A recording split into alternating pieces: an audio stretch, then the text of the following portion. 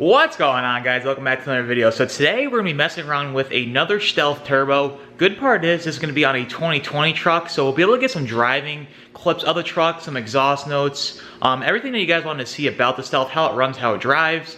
Also too, what we're going to be doing today is messing around with some powder coating. We're going to be powder coating this Stealth Frost Orange. So without further ado, let's go ahead here, dive into the powder coating stages of doing the turbo and then actually getting the turbo on the truck, driving it, and what it sounds like. All right, so I got my powder coating station set up. This is literally as homemade as you can get. I literally got a box, a sheet tray, and the part that I'm powder coating. I already messed with a couple things to see how it come out, so I'm gonna go over everything now that I learned some more tips going through it the first couple times versus doing it now. I'm gonna go over my setup literally from Harbor Freight. Got the powder coating gun. This is the charge that you put on the tray, so it electrolyzes and the powder sticks to it. Got the air hose. I got the gun here.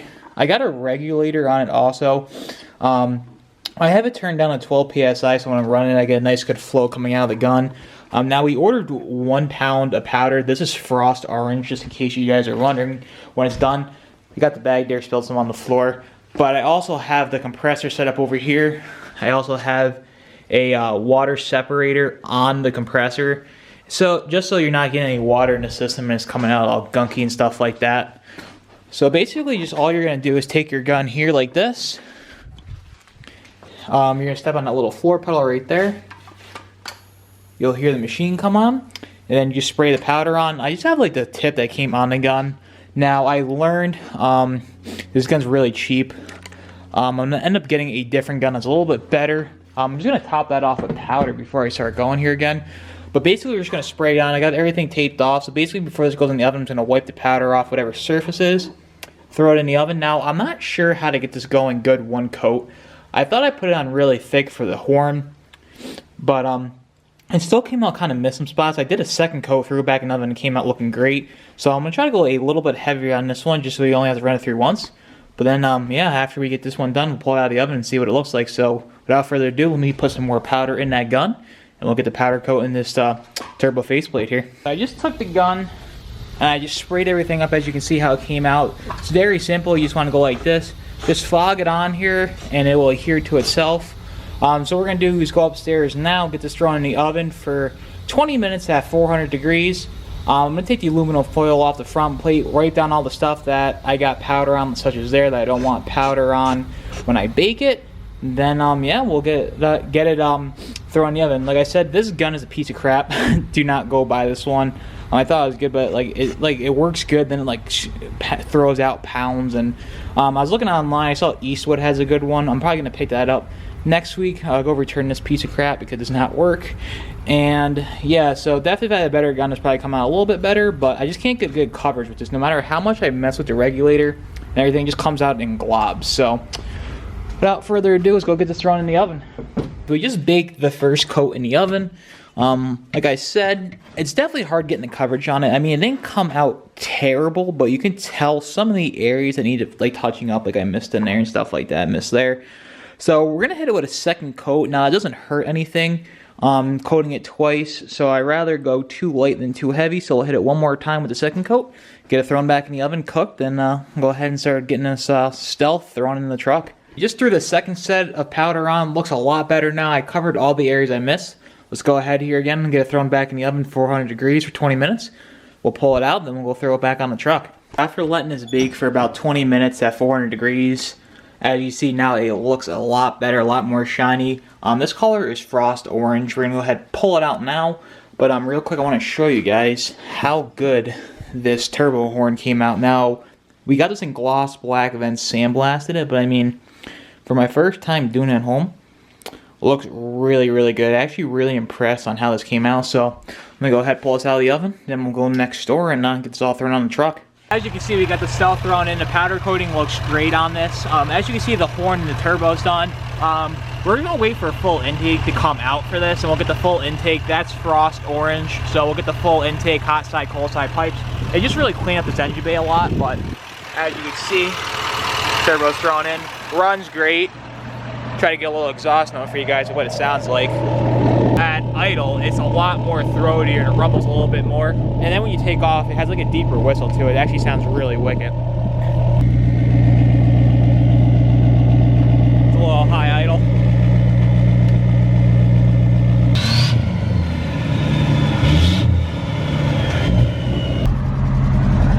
Hey, Rob's gonna make the channel!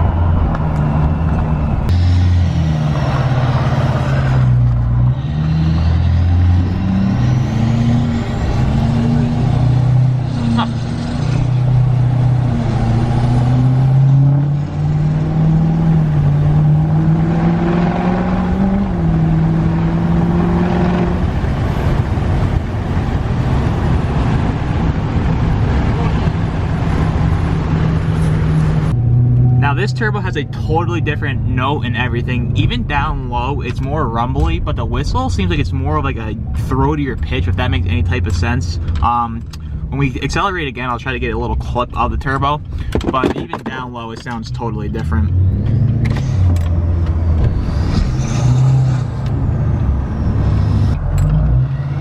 As you can just hear the distinct difference in the whistle.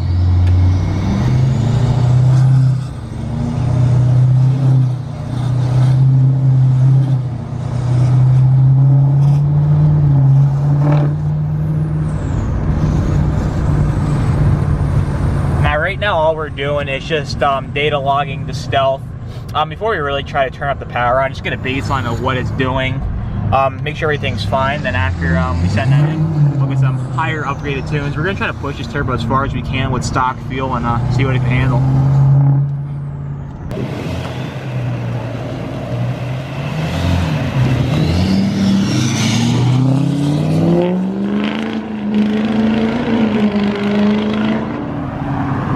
So that's about it for this video, guys. Some key takeaways that I wanted to talk about at the end of the video was, one, that gun that I was using for powder coating now is from Harbor Freight. It was a total piece of crap. I'm gonna go ahead and return that. It was shooting all the powder coating out in chunks and clumps. It worked enough to get the job done. I was able to work through it, but going forward, it's not something that I want to use all the time. I see Eastwood makes a really good one, and other people on YouTube are using that gun with great results, so I'm probably gonna go ahead and pick one of those up. And two, at the end of the Stealth there, you saw it was really smoky with the tunes.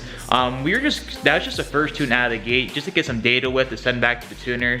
Before we go ahead and turn the truck up and really kind of push it on stock fuel and see what it can handle, that truck's 100% stock fuel right now, and we're gonna see what we can get out of it with that Stealth on there. So next week we'll get all those tunes cleaned up, sent back, then we'll turn the power levels up and go from there. But if you guys are new here, be sure to subscribe. If you like what you saw with the Stealth and the powder coating, be sure to leave this video a big thumbs up. But until next time, I'll see you guys in the next one. Take care.